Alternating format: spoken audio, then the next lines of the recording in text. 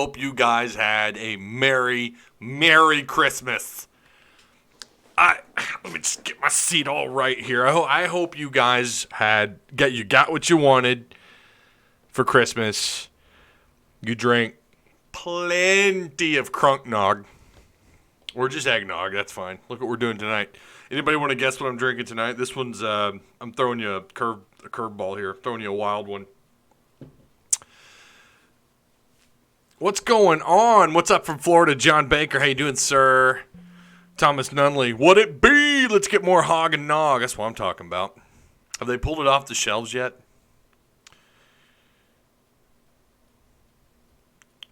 Have they pulled it off the shelves yet? I think they probably have. Before too long, the government's just they're gonna come in and they're gonna be like, you know what? No, it's worse than cigarettes. It's worse than vaping. We've got to pull the nog. So yeah, lot to discuss. I did go, hey, really quick, while we're waiting on the room to fill up, and you guys know I don't like repeating myself, but I will. But I went and watched Star Wars today. Finally got a chance to go see that. And if you couldn't tell, I'm a diehard. Like, that's the Empire Strikes Back poster right there. How's that? That's my favorite. One of my favorite movies of all time, Empire Strikes Back. And I've got a little bit different view on, like, to me, every different Star Wars trilogy is its own. Like, it belongs to that generation. And this generation, Star Wars was for the younger millennials. You know. So that's what it was to me. And I'm not saying that that's a bad thing necessarily. Just got to accept it. Right? Damn, I love my Florida peeps on here. North Carolina here. Man, you guys are all over the place. That's excellent. I love it. Prediction on Indiana. We'll get to that in a minute.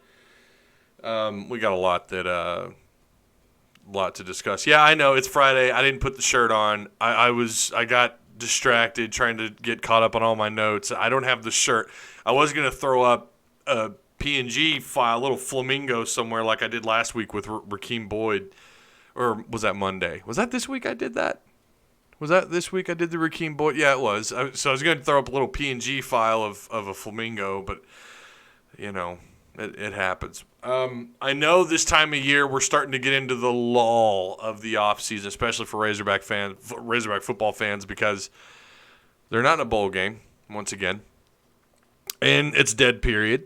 It's post-Christmas. What is there really to talk about? We've got some recruiting updates. And, yeah, let's see. California in the house. They probably already have eggnog banned in California. You talk about the nanny state over there. My goodness. Beast Texas here. Mike Griffith, how's it going? Indiana will be beat by my home state. They are good. Says Dennis, is that Yarger? God, I forgot my glasses. Is that Yarger? Dennis Yarger? Indiana will be beat by my home state. They are good. If you're talking about Arkansas, they're playing some great defense. I don't know if they're good enough to beat Indiana, though. Florida Hogs represent. Alex Strecker, literally on a deer stand watching this. Wow. I hope I don't scare the deer off. I hope, they supposedly can hear like up to, I'm not even about to throw out some deer knowledge because I really have no idea. I've only been hunting like 6 times my entire life. Random question that has nothing to do with sport. Oh boy, here we go. Let me read this first. I don't know what you're talking about, Jared. I'm not. They have the right coach now, like we do finally. Yeah, Musselman's doing it. All right. Again, thank you guys so much. Yo! I always do that on my intros. I do the, yo! What's going on, Arkansas Razorback fans, SEC fans everywhere? Welcome to the one and only Pig Trail Network YouTube channel. If you guys would, now or at the end of the live stream, doesn't matter. Like, comment, share the content that you just watched. Of course, if you haven't already, feel free to tap the subscribe button down below and check out all the links. You like that? I really should be on. You guys remember the Matchbox guy, the car guy that talked really fast? I wonder if I could do his job. Not really. I'm nowhere near that guy's greatness. All right. Well, let me pull up my notepad here. You guys should see my notepad. It's huge. There's actually a lot to talk about. The Hog Talk Podcast, episode 51. It didn't get sent out today with links. Typically, Jacob does that, but I don't know what. I think he's just busy. I'm sure that's what was going on. But it is up. Episode 51 is up for you guys if you want to check it out. He just texted me. He's on it right now. As a matter of fact, he's on it right now. Oklahoma State, A&M is tonight, USC and Iowa State tonight. So I've got the Big 12 in both those, by the way, for anybody asking. I had some people texting me on that one. Yeah, Micro Machines, that's what it was. You remember that guy? He would talk like really fast. It was incredible. My condo neighbors freak out when I call the Hogs. I love it. That is great. Yeah, Micro Machines. Micro Machines and Hot Wheels, man. Let's see, Georgia Hog here on the road to Arkansas watching. Oh, great, Thomas. Well, be careful. Please don't get in a wreck. 3% will watch show later and comment on Discord. Probably. It's live shows. The whole point of these, get a few. Hey, if I get during a week show, if I get 30 people in here, I'm like, hey, all right, great. Let's just talk it out, and then of course the video will probably bump. You know, most of the live streams lately get, I don't know, 1,500, maybe if I'm lucky, 3,500 views. That's kind of what happens. Like, this is posted, and then they people come back and watch, and that's the glory of YouTube. I mean, I throw a lot of shade at YouTube because I don't like this ad purge. I don't like how they're throwing one particular brand of ideology completely to the wayside, and you know, they're having an influence on things they shouldn't be having an influence. I'm not going to go into all that, but they certainly, they've changed their rules. They changed their chat rules. They're automatically taking comments out of my comment section. My filtered comment section I have some control over, but you know, YouTube will throw just whatever they think is whatever they deem deplorable, quote unquote. They'll throw that. They'll just throw it automatically. They'll just delete it, or they'll remove the comment. It's just ridiculous. Listen to 51. Great job. Hey, thank you. I appreciate it. The solo podcasts are tough. I'm not gonna lie to you, because you rely on someone on a podcast, on a show, to be able to bounce questions off of and have a show. It's different here because I can respond to you guys in chat, right? We can kind of have a back and forth, even though there's like a 30-second or a minute delay before I actually am able to reply to some of you. What's good, brother? What's going on, QTZ?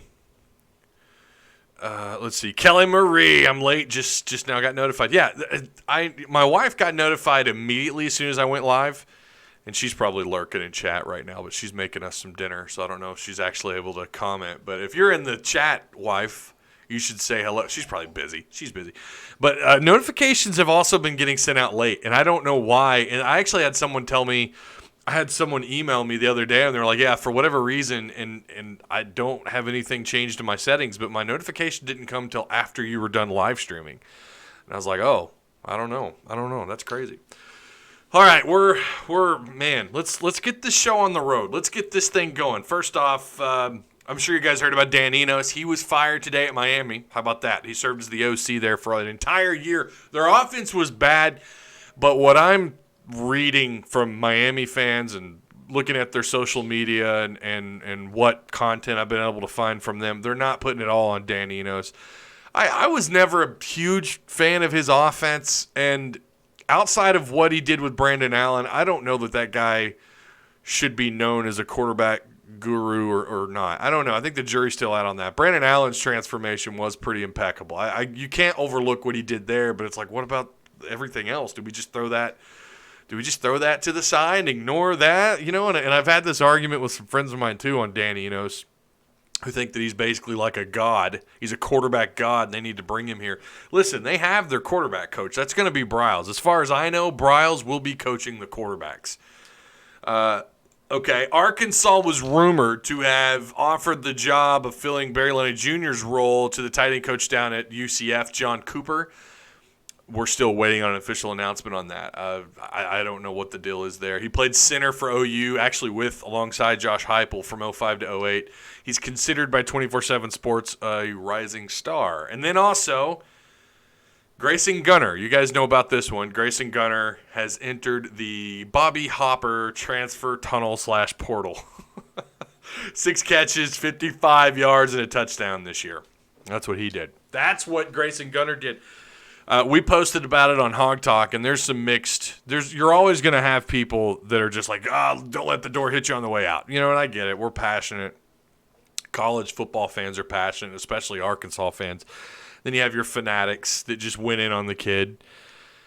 I wish him the best. Actually, I didn't get a chance to really talk to him, but I sat next to him, myself and Tim. He knows who he is. I'm not going to call him out in chat, but Tim and I sat next to him, and he and Tim actually sat there and talked the entire time, and really good guy. And I kind of overheard some of what he was talking about. I got like a little bit of time to kind of chat with him.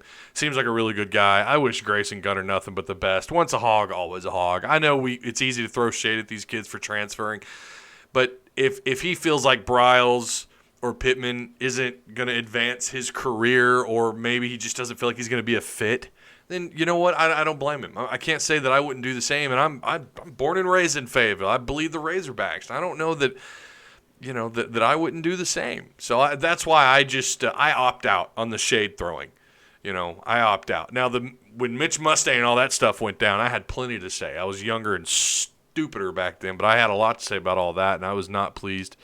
But this is nothing like that. This is, we got a new offense coordinator, new head coach, all that, and so Grayson just doesn't feel like he's going to be able to advance his career here, or whatever. Just wants to play, right? So that may not be the case. And what research that I've been able to do on Briles, I've got kind of mixed messages on how he's going to utilize the tight ends. I've got mixed messages. I got people saying he's not going to do it at all. He's like, he doesn't throw to his tight ends. They're basically just an extra offensive lineman. I've seen some footage where he does target tight ends, doesn't mind the check downs every once in a while, doesn't mind getting them involved. So I don't know. I don't know to what capacity, but from what I understand, tight ends don't have as much of a role in this offense, but that could also change too. You got to realize offensive coordinators don't always stick to one particular identity. Some of them, obviously we could talk about the run pass option offense, zone read stuff. They love to implement that heavily into their offense. They prefer to run the high tempo, like 70% of college football today. But they don't stick to what they do to a T at every single job. You also have coordinators that really just work with what they have. I think Enos kind of fit that role. Enos just worked with what he had. Maybe I'm being too hard on Enos. Maybe we got to look at what he had to work with too, I think. When you put him under a microscope, maybe I was too hard on him. On the Hog Talk on 51, I was kind of hard on him. I don't know. Maybe sometimes it's like you look at the body of work, but yeah, he had one great year. But anyways, moving on to recruiting. Before I start reading your comments again, and I will, I promise, there's a lot here.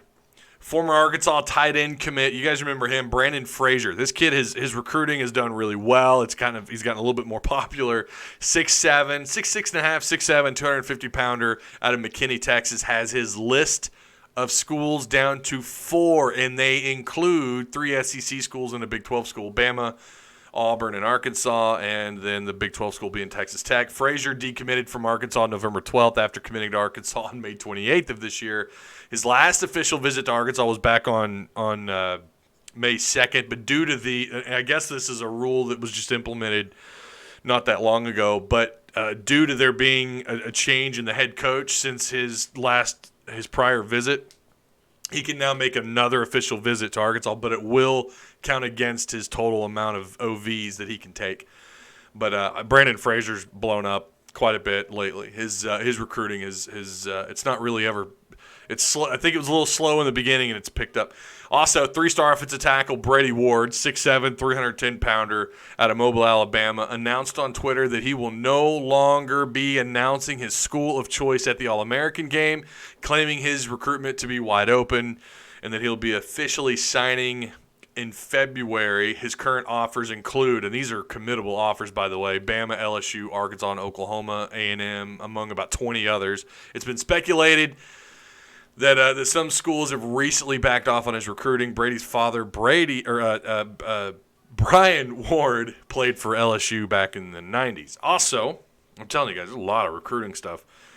I had this sent to me as well in a text. Quarterback Travis Marsh. I've only recently been kind of paying attention to him, but 6'4", 200-pound pro-style quarterback has set his official visit to Fayetteville the weekend before signing period on January 31st through February 2nd. His offers include Tennessee, University of Central Florida, and Utah, along with Arkansas. Supposedly his recruiting has also picked up a little bit. And then, linebacker, 3-star target Kendarius Moore, 6'2", 215, has set his official visit to come to Fayetteville on January 17th. His list offers include Oklahoma State, Vandy, and Arkansas. So Arkansas State and Arkansas. So I don't know anything about him. That's really, I've seen his name pop up, but I've not really we'll see where that goes. But not a bad size kid, 6'2", 215, supposedly pretty athletic. So, all right. Woo! Got that all done. Let's read comments. Comment section time before we move on to basketball. Let's see. What is up, Ty? What's going on, Dwight? Hope you're still in chat. Let's see. Listen to 51. Great job. Hey, I appreciate it. What's good, brother? John Baker, we recruiting any fatties yet? We know we need some hogs on the lines. Yeah, like I said, they've got one out that I know of. There's going to be more. We'll know more once dead period is over with. I didn't know Enos was at Miami last year. Last I heard about him, he was at Bama. Brandon Allen, Austin Allen, and Jalen Hurts all made tremendous strides under Enos. Yeah, but look at what all three of those guys. Okay, so for example, Jalen Hurts has done pretty well at Oklahoma. I don't know how much you contribute that to Enos. I just not that bought into it. I'm not saying he's bad. I just think he's overrated. Fans that were wanting him to come back, I couldn't understand it. Yeah, what's up with Gunner? That's weird. I think the new staff wanted to change his role, so he bounced. I don't know if it was a role-changing thing or if it was just I don't know what he's going to do with me. So he probably had a sit down, I imagine, with Briles, and maybe he, or what he could do too, and I've heard this has actually happened where these players get on YouTube and they look and then they read stuff online and it scares them, so then they're like, I'm out, I hope it wasn't that simple. I like the direction we were going. It says Zach, let's see, hard to be a receiving tight end when you couldn't catch a cold. That's cold. He did have that touchdown against Mizzou down in Little Rock. And it also helps, too, when you have a quarterback who can get you the damn ball in a good offense, which he had neither. We need a block and tight end occasionally spread the field. Not mad at him. Let's see. A great fit for a tight end. Kelly Murray says, yeah, I'm not mad at him. It's just strange when a starter transfers, especially in a room that is so thin. No concerns of playing time. Yeah, so Hudson Henry and then Kern. Who's the other tight end? There's another one, right? There's another preferred walk-on, I think, at tight end besides Kern. I don't think he's a good blocking tight end. Better at blocking than catching. Really excited about Briles. Miles Slusher is really good pickup. I agree with that. Dan Enos did nothing special.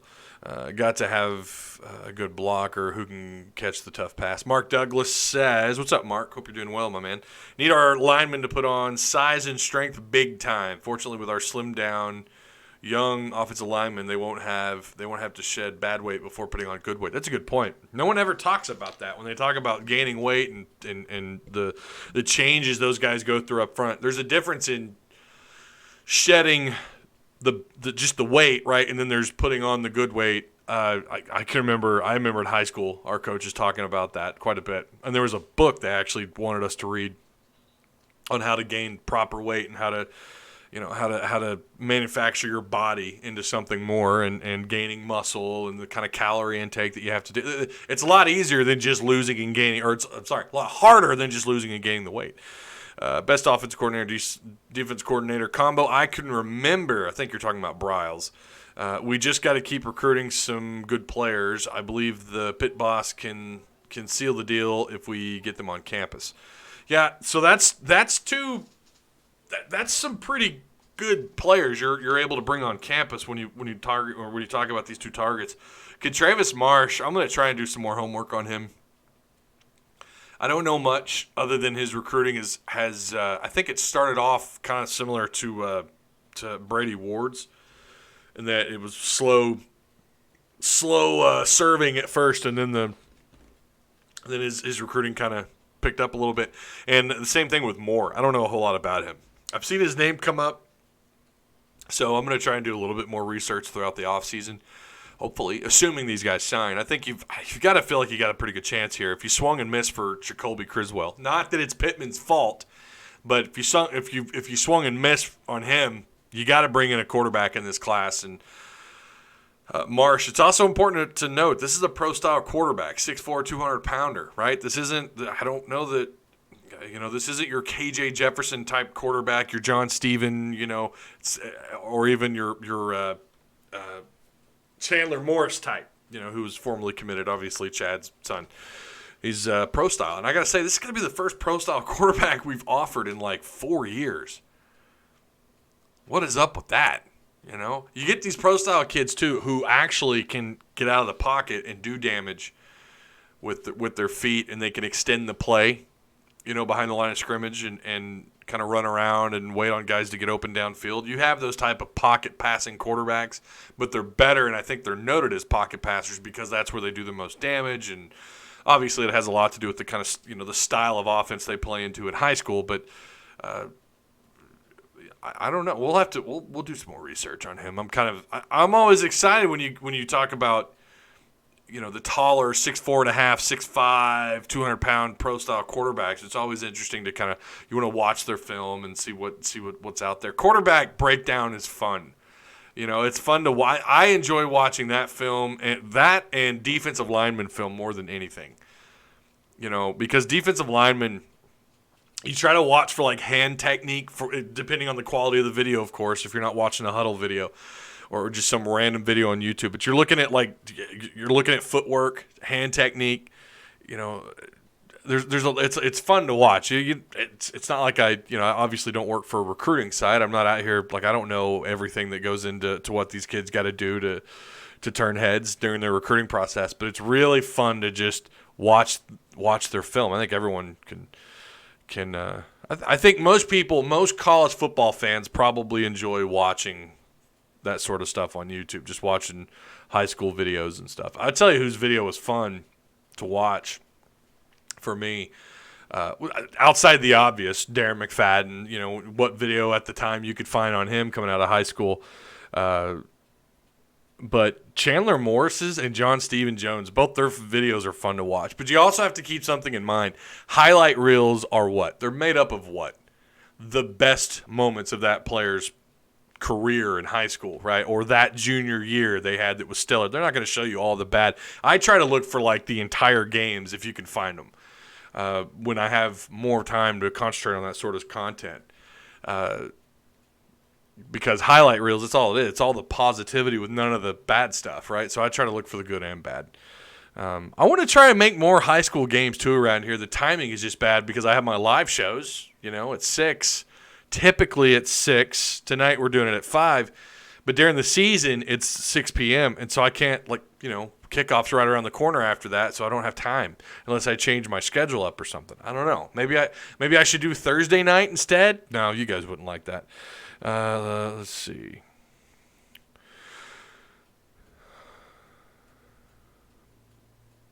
Mark, I was just looking at 24/7 on him, and it has him listed as a pro style unless I looked at it wrong.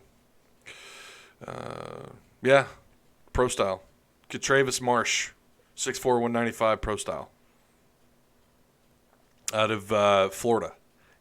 I can't pronounce that. Hialeah, Florida. Part of the 2020 class. Has a ton of offers. Has a lot of offers, but they're all, most of them are non-Power 5s outside of, you've got Tennessee with an official, Central Florida, who it might be a matter of time before they get bumped up. They keep, if they stay in the headlines long enough and they could fill the stands. Let's see, who's his other? I thought there was another off routes. Well, then Utah and Arkansas, obviously. So, yeah, but they have him listed on 24/7 as a pro style. Maybe Rivals has him listed as a dual threat. I don't know. Like I said, I haven't done a whole lot of research on him. I'm going to try and knock that out. Hi, guys. I'm here. It's Eric Musselman's Diet Pepsi. That reminds me. You guys, I've changed it up this week. I had Diet Pepsi on, what was that? Was that Monday's show? This week, it's – hang on. Oh. I need the energy. Tonight, we're going Red Bull. We're going Red Bull style tonight because I need the energy.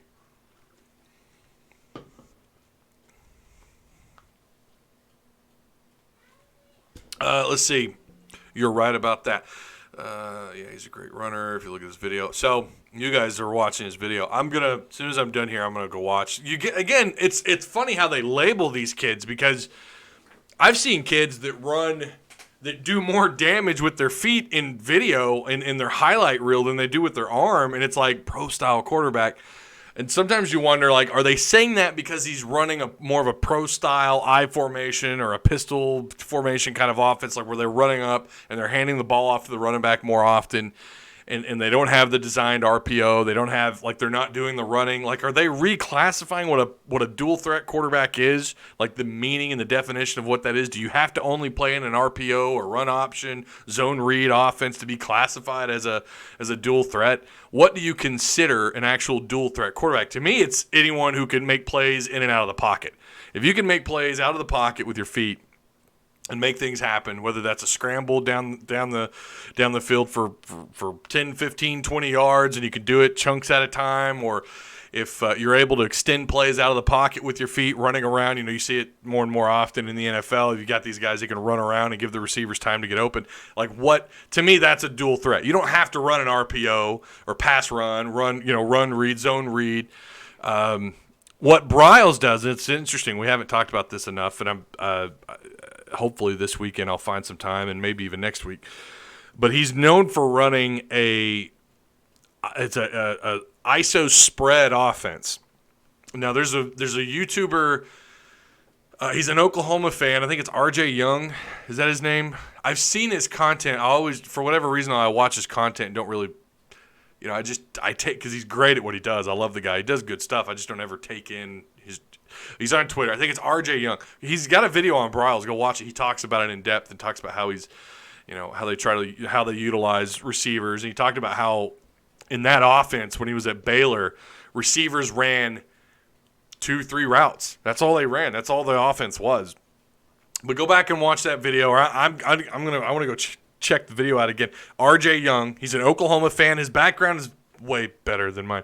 He's got comic book stuff behind him. Of course, he's got the OU merchandise behind him. But the dude is knowledgeable. He's very knowledgeable, and I love taking in what I can. I've just kind of recently come across him. Really good YouTuber. There's some good ones out there. There's some good content creators that focus on college football. So that's where everyone's going, man. Podcasting and YouTube. They're dumping the ESPN. Especially when ESPN got all political, people were just like, forget that. I'm here for sports. Yeah, RJ Young, that's his name. Live on location. If you're talking to me or talking about RJ. RJs are cut up, edited videos like what I used to do. Briles calls it veer and shoot. Yeah, it's the veer and shoot offense. It's an ISO spread offense, and there's different ways you utilize your skill position guys. It doesn't sound like, again, they utilize a tight end a whole lot. So I'm afraid of Barry Odom having a lot of success and someone else snagging him up for another head coaching gig. That's a good point. Barry Odom, I don't know. Look, if you're having that kind of success, obviously it's hard to take the things that Arkansas wants, but that doesn't mean that it's impossible. But that would be a good thing. That's a good problem to have if you've got members of your staff, coordinators or position coaches that are getting taken on to other bigger jobs, bigger things. I'm always skeptical when they leave for the same job. Now, you understand leaving for like Ohio State, okay? You get that. Leaving for Alabama for the same job. But if you're taking on, if he's asked to be DC at Ole Miss in a couple of years and he takes it, then you're okay. That's a major red flag. Or Mississippi State, somewhere like that, that has this, a similar ceiling to what Arkansas has currently.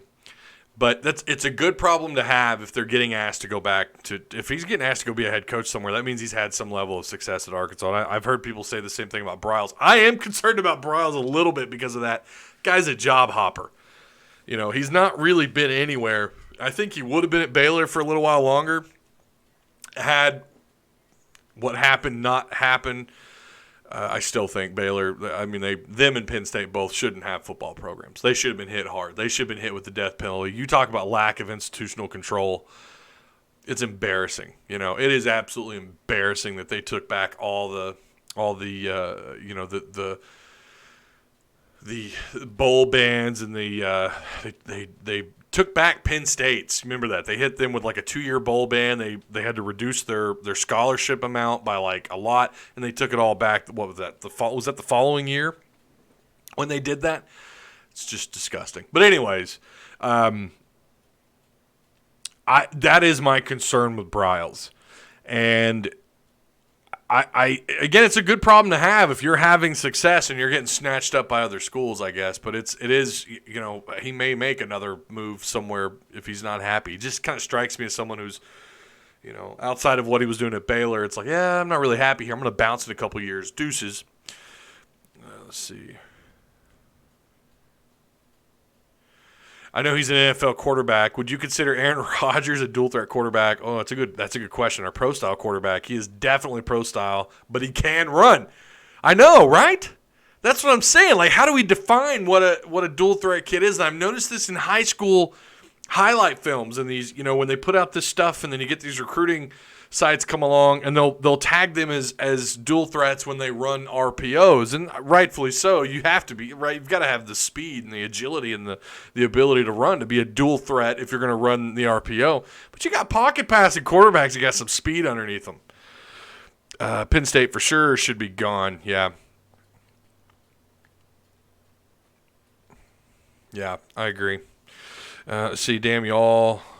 Y'all got them gone before we even get the season started. I don't know what you're talking about.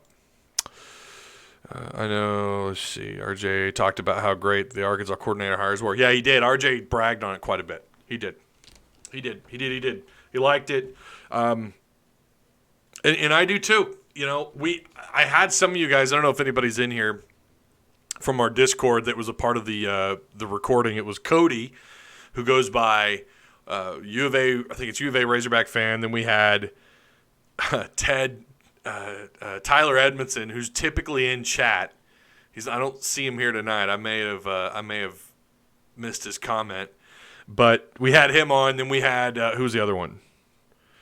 I forgot the other guy's name. I'm so sorry. But I recorded 3 of you, and I had you guys just give me your opinion on the Sam Pittman hire so far and the coordinators and just whatever. And I cut it up into just little bits and pieces for the Hog Talk for episode 51.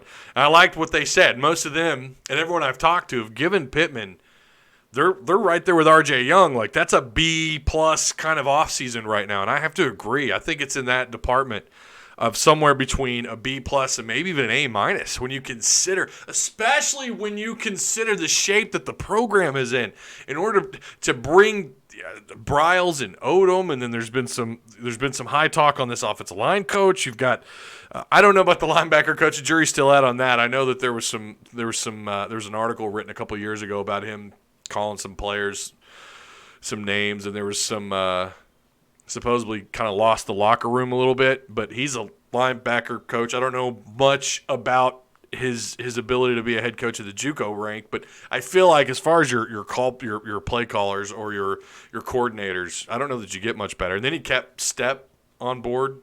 That's huge to keep him here. I don't know that if he left, if all these receivers would have bounced or not. I don't think they would have. There were some rumors and speculation that a couple of them were considering it. Trey Knox's name had come up. He posted a very cryptic message on Instagram. And then 2 days later, we find out, or 3 or 4 days later, we find out Step's going to stay. And none of that talk. Like, I think we feel pretty confident now that none of those guys should be transferring outside of the guys that are a little bit lesser known. So I'm right there. I'm B plus, A minus. It's you can't get any better with the coordinator hires. We're still waiting on tight end coach. Again, we addressed that a minute ago, and we're still waiting on strength and conditioning coach. Haven't heard anything there. If they hire a special teams coach, we'll see, and then we'll see if they're going to bring in an advisor. That could be something he looks into because he's never been a head coach. If there's someone out there he can bring in to advise him, although you do have a former head coach in Odom as your defensive coordinator, so you got to feel pretty confident about that relationship. But I wouldn't be surprised to see them bring in an advisor, an offensive or quarterback advisor or something to that extent. You usually bring those guys in for like a year, maybe two. They don't make a ton of money, but KJ needs to work on his accuracy. KJ's got a lot of work to do in the passing game. Guys, I'm getting more doubtful in KJ's arm every day, honestly. Well, I mean, what have you seen?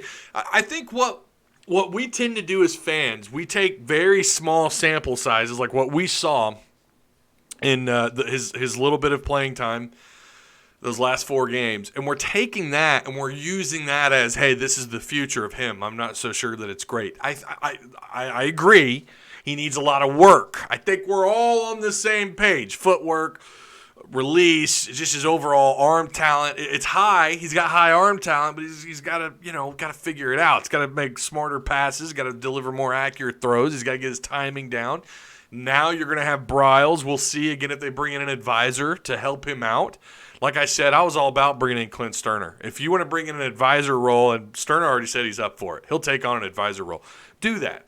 Get someone to work with him one-on-one. Send him to the Manning camp. If he's going to be your future, if you're not going to rely on a grad transfer, if you're not going to rely on a transfer on any level that's going to be immediately eligible, if KJ's your guy, then you need to get him under an umbrella of a coach who can get him there to the next level. He's going to be a redshirt freshman next year.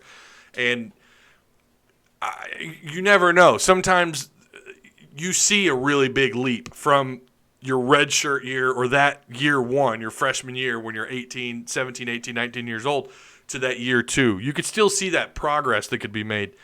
I like KJ. As an RPO guy, as someone who could run the RPO, I thought he had a really high ceiling. We'll see what he does under Bryles. But again, need to get someone here. I don't care if it's a coach or coordinator, an advisor. I don't care. Need to get someone to sit him down, work with him, show him film, get him in the locker room a little bit. Like to see him strengthen up if you're gonna use him to run a little bit. But again, I don't know what Bryles really does with him. I think we have an idea of what he's going to do with him. But let's get him developed into being a more legitimate passer in the SEC. And I think, again, we just can't take that small sample size and use that as, well, there you go. Future's not so bright. You got to develop these kids. He was a true freshman. He didn't get to come in during the spring. He wasn't a part of that, a part of what was going on here during the spring. And I've said that after I found out. It was either an edited video, I can't remember, but I talked about how that's important. He needed to be here during the spring, but he wasn't eligible. He wasn't able to do that at his high school. It wasn't an eligibility question. It was his high school just wouldn't allow him sort of thing. That was huge. Had he been here during the spring, I wonder where he'd be at in his level of development, right? His stage of development. But he's going to be here. He's had some time under his belt. He's got to see a little bit of what it's like to play at this level. Now he's got to take that experience, work with someone, and take off, because I think he can. Bryles is known for getting his quarterbacks and his offense installed rather quickly, if his previous stops are any indication. Mr. T-Dub says, on another note, Ricky Town is gone from Pitt. He had one more year left. Crazy. He was consensus 4-star, has one college career pass. Sad. Yeah, and that's the other thing too. A lot of people look way too into star power, right? I mean, Mitch Mustang never lived up to that 5-star caliber. Darius Winston, 5-star here in Arkansas, never lived up to it. I've always looked at ratings, stars, as an indication of them being ready to go out of high school, right? 5 stars means they're probably ready to go. Like they're D1, Power 5 worthy starters or contributors year one. That's all I've ever really taken the star power, the 5 stars. 4 stars, just slightly below that, right?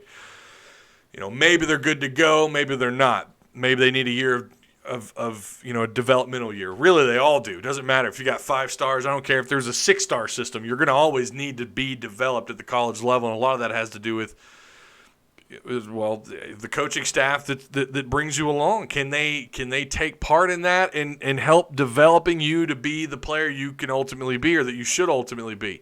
So I don't always just look at a kid when he fails somewhere, when he's got all those stars next to his name as it being his fault. Sometimes it's a coaching staff. Sometimes it's their inability to coach and develop, to evaluate, scout, evaluate, and develop. Ty, I'm just scared. I'm a Hog fan. It always goes wrong. Nothing ever goes the way we want it to, damn it. Right? I'm with you. I get it. Let's see. Get his throwing motion fixed. Get his feet in the right places, and he will shine. It may be that simple. I hope. Craddock wasn't ready to do more than coach a position. Oh, chat just went crazy here. Hang on. Coach a position and was almost a complete failure. Craddock was in over his head. Chad Morris, jury's out. To me, jury's out on what he can do at Auburn. I have no idea. I think what he did at Clemson can't be overlooked, but he was a horrible head coach. And if I'm Craddock, I would want to get as far away from Chad as humanly possible, because it feels like he's the Titanic, and he's bringing down everybody with him like he did at Arkansas. Bryles spreads defenses. Yes, he does. By using his inside slots between the hashes, he uses either post or go with 4 wide with emphasis on ISO. Yeah, he's very heavy into the spread ISO game. Let's see. Right, John Stephen Jones isn't the answer. Marsh, in his film, could hit targets and throw nice fade passes. They all do in high school, though, Winston. If you watch a lot of, 70% of quarterback highlight films, them throwing it deep, showing off their arm strength. I want to know, can they do that consistently, and do they hit their target downfield consistently? Let's see. Chad screwed Craddock. He should have stayed at Clemson to work with quarterbacks instead of jumping in the deep end with Chad. And you don't blow the opportunity when given to you. Had it worked out here, right? He obviously didn't see that this thing was a sinking ship, but Craddock's he's in over his head here. Craddock needs to just stick with position coaching for a while. Derek King, we need to go after him hard. King and Boyd in the same backfield would change this program, says Mike Diggs. Jesse South, what's up, Ty? You got any ideas or somebody you prefer for our defensive line coach? I don't right now. I know Caldwell caught some heat, but I'd have been okay with keeping him on board, because I don't know how much of that was on him. I really don't. I think that was on Chavis. I think Chavis was here to collect a retirement check. If only I could go on and tell you guys some of the stuff that has been sent my way. I really think Chavis. And there's a reason why I was extra hard on him this year. There's a reason. There's some, I'm not gonna go into detail, but he was definitely here to collect a retirement check, to build a home. I think he even talked about that. He's building a retirement home out somewhere, and I think that's all he was here to do. And I don't put it on Caldwell. I would have enjoyed Caldwell sticking it out. That guy can recruit, and has actually had some pretty good moments as a defensive line coach. Getting King is big, but let's see. But is he going to have? He's going to have lots of options. He is. Arkansas will not be the only one. There's a lot of rumors around him coming here. We'll have to see on him. I've really I'm playing it like it's not happening because it's just too good to be true. But if he were to come here, you talk about a perfect situation for KJ Jefferson. It gives him another year to develop behind somebody, right? Gets a chance to see this offense. He's going to be here during the spring. Derek King would be as well, because he'd be eligible for early enrollee, I believe. I think that's how that works out. Nick Starkel wasn't able to because I think he enrolled late. I think that's how that would. Don't quote me on that, but I believe, from what I understand, he would be eligible for early enrollee if he decided to transfer ASAP. So he has to first enter the portal. He hasn't even entered the portal yet, so that's got to happen first. But I think that would be huge. The question, and I've said this since KJ signed on the dotted line, or before that when he committed, is he going to be patient? Because you got to think in his own mind, okay, I'm the guy right now. It's up to me to take this offense. It's going to be up to me. And then in comes King, who only has 1 year of eligibility left. In comes King, and now it's like, okay, maybe there's another smaller school. There won't be as much competition somewhere. I'm going to go elsewhere. We see it every year. Every year, no matter the school, no matter how highly touted, how highly recruited the kid is, happens every year. Even someone who's expected or to possibly compete for the starting job, they still bolt. And made eligible in some cases immediately. Could that happen? And do you risk that? Is that something you want to risk for 1 year for a guy that could or could not work out? To me, it's like it's a no-brainer. You've got to bring him on. You can't turn him down out of fear of losing KJ. But then you talk about the long-term ramifications, right? Like what happens after King graduates? What happens after he graduates? Or before that, he doesn't work out. He turns out to be terrible in the SEC. We've seen that. Really, not that long ago. We've seen this. We've seen how that unfolded with a couple of guys. Just because they're, worked at another system, had prior success elsewhere, does not translate to immediate success at their next place. There's an interesting conversation to be had if he chooses Arkansas.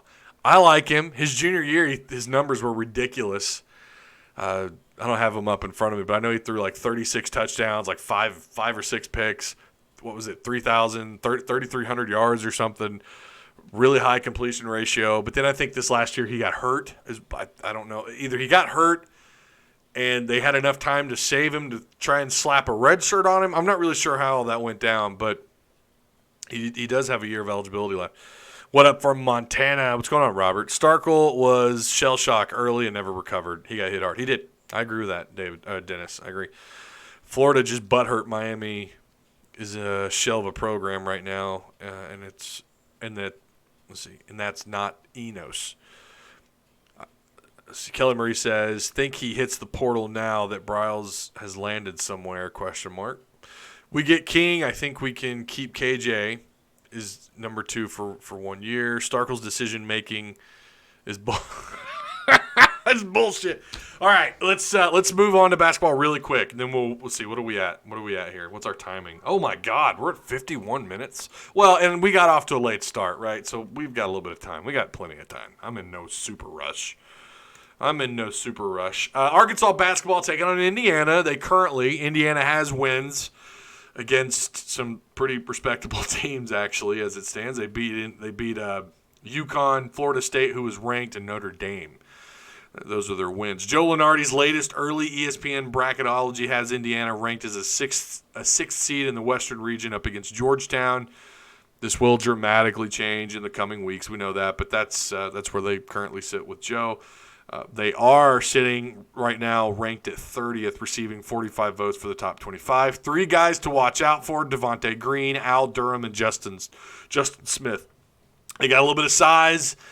If I'm being honest, I just don't like their odds. Not just to lose. I think it's going to be probably a 13 to 15 point, somewhere in there. That's your deficit. That's what they're probably going to lose at, if I was being honest. But Indiana is favored, what was it, like 66%, I think is what ESPN's Basketball Power Index says currently. But it's going to be a challenge. It's going to be Sunday. What was that, 5 p.m.? I hate that it's on a freaking Sunday. How stupid is that? How dumb. Dumb. Let me pull that up. They are 11-1 currently. Yeah, it's going to be at 5 p.m. It's on the Big Ten Network. But as long as if you've got YouTube TV, Cox, Direct TV, is that still a thing? It's AT&T now, right?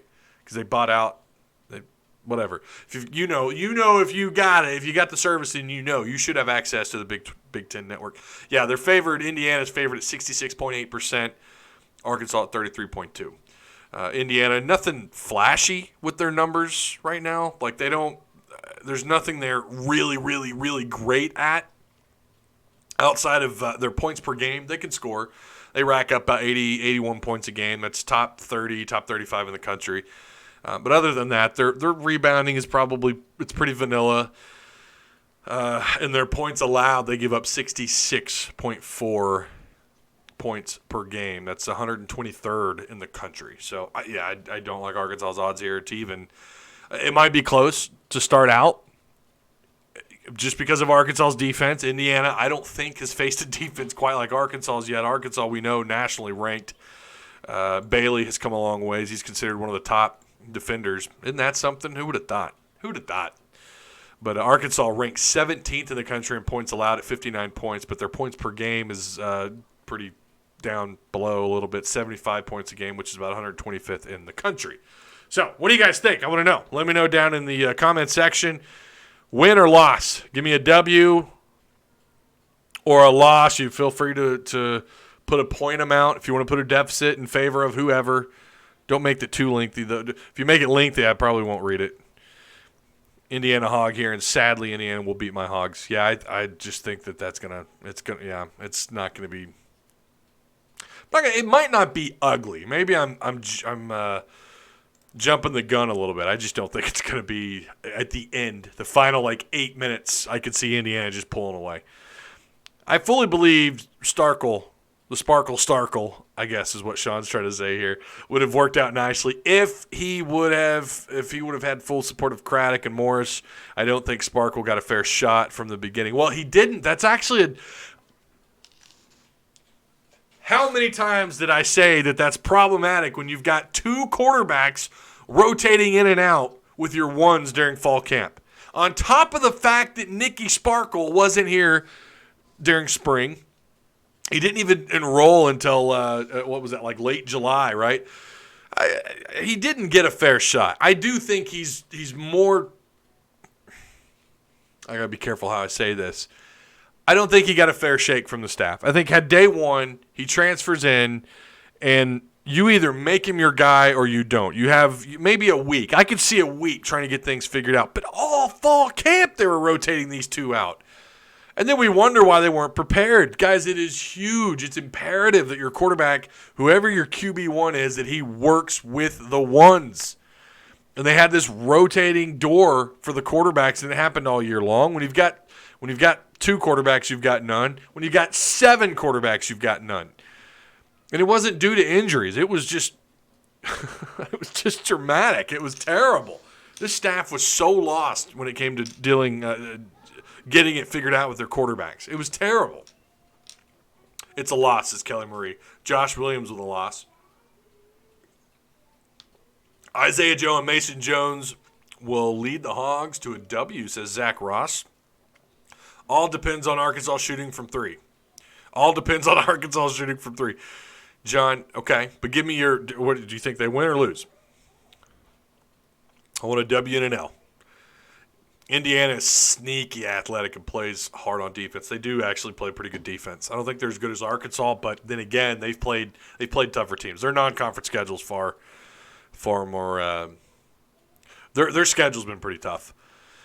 Indiana by 9. Hate myself for saying that. Yeah, I know. Me too. I don't think we will. Let's see. I don't think we will really put Indiana in any tough positions on Sunday, and I agree, Ty. Sunday games are stupid. They are stupid. Sunday games are stupid. My kid, I was singing a song in the car the other day, and I guess one of the lyrics was stupid, and my 5-year-old yelled at me, Daddy, you said a no-no word. You said a bad word. I was like, what? And my wife looked at me, and she goes, you said stupid. I said, oh, whoops. 77-69 Indiana. That's not a bad score, really. Mark Douglas says, I hope we name number one quarterback after spring, have the whole team know who to gravitate to, and the receivers to spend the summer working with one quarterback, getting timing together. Yeah, it's imperative. I hope it'd be nice coming out of the spring that they have their number one, that they have their guy. It'd be nice. If you have another transfer, a kid comes in as a grad transfer and isn't able to make the spring. I thought that kid. I think if you don't wind up with a grad transfer and it's KJ, then at least we feel pretty confident. I would feel confident that he'd get the. Then again, you never know. John Stevens a fighter. You don't ever. Kids like that, though, Kids like that. You put his back against the wall. He wants to start. He wants to play, and it's gonna be an interesting quarterback battle. Even if they do get a grad transfer here during the spring. It's on Sunday because of bowl season. Yeah, probably Kelly, but that doesn't make it any less stupid. We shouldn't have beat Georgia Tech, Hog Nation. Yeah, 8 times out of 10, you probably lose that game. With playoff football Saturday, it's a good thing they switched the game to Sunday. I don't care. It's stupid. I hate. You could have timed it around a different. You could have made it earlier in the day. I wouldn't have cared. 11 o'clock tip off. Sunday's just, you're not. It's not your normal schedule, right? It's not your normal thing to do, and then to have to turn around and catch a game on Sunday night. That sucks. No bowl is more important than a big basketball game away. An away game, unless Arkansas is in that bowl. Very well said, Sean. Thank you. 82-73, says Dennis. In Bloomington now. Celtics for life. So you're going to the game. That's cool. I'm assuming, unless you just happen to live there. I know I've got a couple of watchers in that part of the country. Okay. 82-71 says Sean. 82-73 says Dennis. Laugh out loud. Don't disagree. That is stupid. That is stupid. All right, we covered about everything. There was a lot to discuss, and we had no internet problems. How about that? I shouldn't even speak of it. Shouldn't even say anything. I thought I had something else here on my. No, I don't. Okay. All right. Well, we will Sunday have a post game. I've said it. I think I said it on the Pig Trail Pod, and I think I said it on the last live show. We will be live to have an immediate reaction to the Indiana game Sunday night. That's another reason why it sucks. Got to turn around and get up early the next Monday morning after the tip-off's at 5, so it won't be super late. But after the show, you figure it'll be later than I would like. But we'll have a post game. We'll do the reaction, and then I'll give you guys my prediction on the rest of the year. I said before that this game I won't be making my prediction solely based off this game. I'm not going to lie to you, though. It's definitely going to be a heavy influencer because this is it. This is your biggest game of the year. Up until this point, it's the biggest game of the year. It's your biggest challenge. If you go on the road and get squashed, it's somewhat understandable. Still disappointing, but somewhat understandable. Indiana's playing great. They're playing great. Playing fantastic basketball right now. But if you go on the road, you challenge these guys. You do something crazy like, I don't know, keep it a really close game until the final minutes. That could have a huge influence on my decision that Sunday night. So I'm really looking forward to this game. I will be watching it. And maybe, like I said, don't forget, if you don't have access to the game, Luke Never Shaves on Twitter. Or Twitch, on Twitch. And I would share his channel here, but I don't have it pulled up in front of me. But I am going to give you guys my the Discord link here. We got it. It's got to be a better way of doing this. No limit. Create new Discord link. So here's the Discord, and I promise it's there. Boom. There you go. Your thoughts on both men's and women's basketball teams playing on the same day at Bud Walton? Yay or nay? Is that happening? Is that a thing? Because if so, that's I didn't know that. If that is the case, I don't know. That's pretty cool. You can make a day of it. You can go to the game, right? Oklahoma State just scored a touchdown, beating A&M. Yeah, I like Oklahoma State in that one. I like both Big 12 teams actually. Heck yeah, I'm going. It's going to be a good game. I think I'm taking Indiana 84-82 in overtime. Celtics for life, taking the overtime bid. You never know. I'm out, Ty. Great show as usual. Hey, Sean, see you later. Hey, wait, there's no flamingo shirt. Yeah, you missed that part in the beginning, Kelly. I just got in a hurry. I was trying to perfect my notes, get everything, because there's so much to talk about in this show. So I just forgot. I just forgot to throw it on. And then when someone mentioned that in chat, I was like, oh, maybe I should throw my screen up and go grab my shirt. The other thing, too, is I don't know where it's at. I don't think I've washed it in a while. Let's see, that did happen in Little Rock. It did happen in Little Rock. Yeah, it did. That's right. Yeah, but that was a whole day down there. You get that. Let's see, why my beard ain't that good? Oh, you like that? You like my beard?